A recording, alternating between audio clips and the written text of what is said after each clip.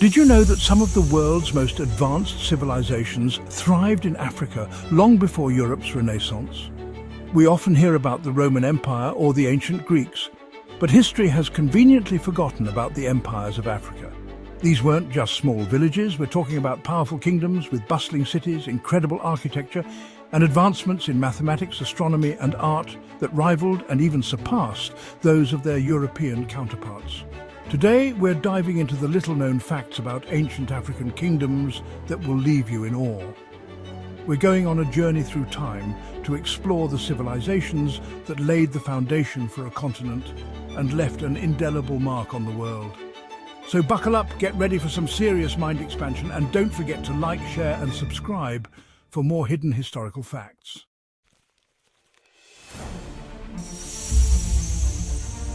First up, we're traveling back in time to ancient Nubia, a kingdom so magnificent it rivaled even the mighty Egypt.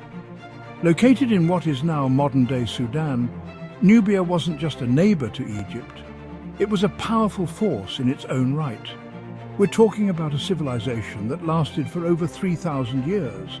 Now, when you think of ancient Egypt, you probably picture massive pyramids, right? Well, Nubia had those too. In fact, they built even more pyramids than the Egyptians.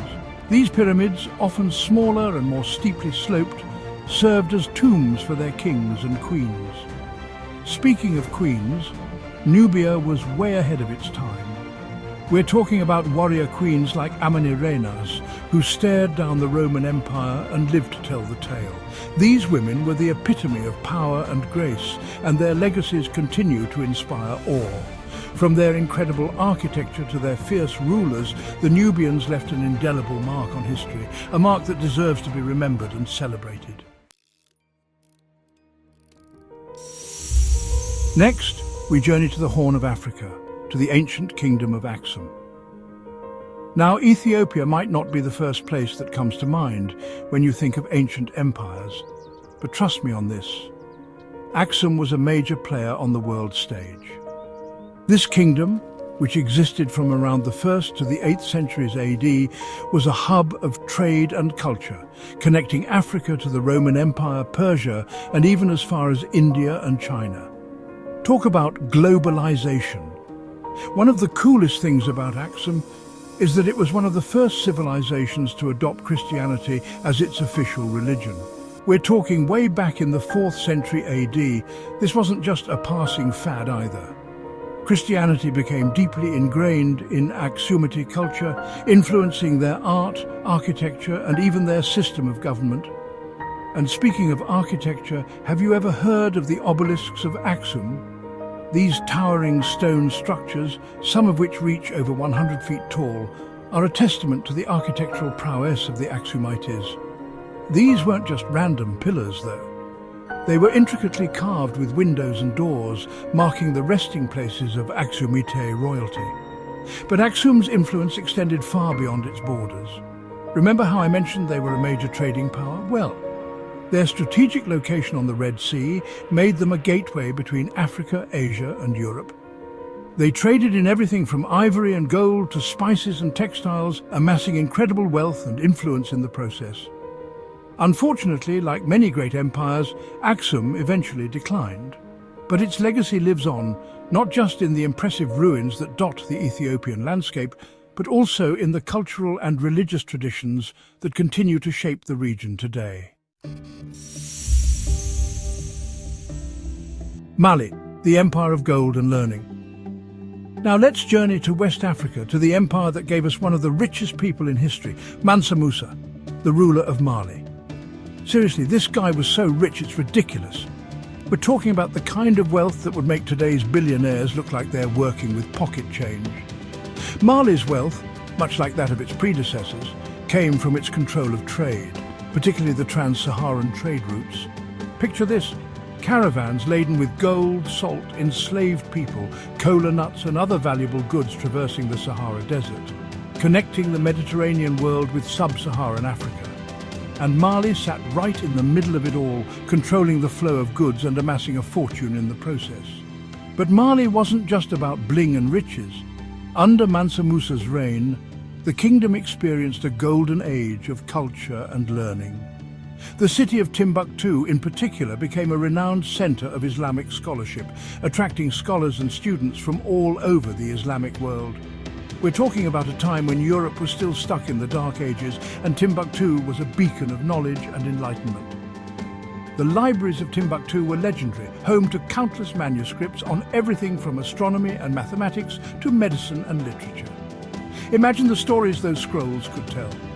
Sadly, many of these priceless texts were destroyed or lost over the centuries, but efforts are underway to preserve and digitize the remaining manuscripts, offering us a glimpse into the intellectual vibrancy of this ancient African civilization. Mali's influence extended far beyond its borders, shaping the cultural and intellectual landscape of West Africa for centuries. Mansa Musa's legendary pilgrimage to Mecca, for instance, showcased the kingdom's wealth and piety to the world, cementing its place as a major power on the global stage. Songhai, the rise of an African trading behemoth. Let's talk about the Songhai Empire, a West African powerhouse that picked up where Mali left off. They took trade to a new level, becoming one of the largest and most powerful empires in African history. At its peak, the empire stretched over 1.4 million square kilometers, covering parts of 15 modern countries. The Songhai understood that knowledge is power. They invested in education, establishing the University of Sankore in Timbuktu as a premier center of learning. This was a thriving intellectual hub with thousands of students and renowned scholars. But the Songhai weren't just scholars. They had a powerful military to expand their empire and protect trade routes. Askia Muhammad, a brilliant strategist, ruled for over 3 decades. He reformed the government, standardized trade, and established Islamic courts. The Songhai Empire shows Africa's rich and complex history that deserves celebration. Great Zimbabwe, the enigma of stone. Finally, let's travel to southeastern Africa to explore the mystery of Great Zimbabwe. Now, picture this. Massive stone walls, some of them over 30 feet high and 15 feet thick, rising from the earth. No mortar, no cement, just perfectly fitted stones, crafted with incredible precision. This, my friends, is Great Zimbabwe, a testament to the architectural ingenuity of its builders.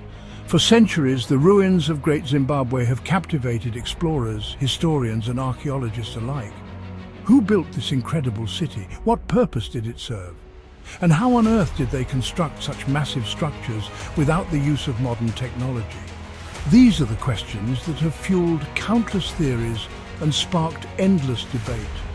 What we do know is that Great Zimbabwe was once a thriving metropolis, the capital of a powerful kingdom that ruled over much of southeastern Africa. The city was a hub of trade, strategically located to control the flow of gold, ivory, and other precious goods between the interior of Africa and the Swahili coast. The most striking feature of Great Zimbabwe is undoubtedly its massive stone walls. These walls, constructed from granite blocks quarried from the surrounding hills, enclose a complex network of passageways, enclosures, and towers. The most impressive of these structures is the Great Enclosure, a massive circular wall that's thought to have housed the king and his court. But Great Zimbabwe is more than just a collection of impressive ruins.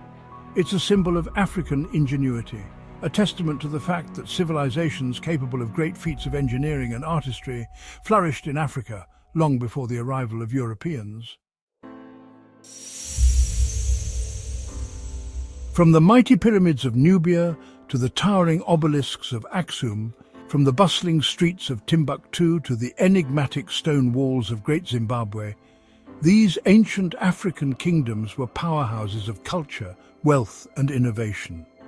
They were centers of learning, hubs of trade, and crucibles of human ingenuity. These civilizations didn't just survive, they thrived, leaving behind a legacy that continues to inspire and amaze us today. So the next time you hear someone say that Africa has no history, you can set them straight.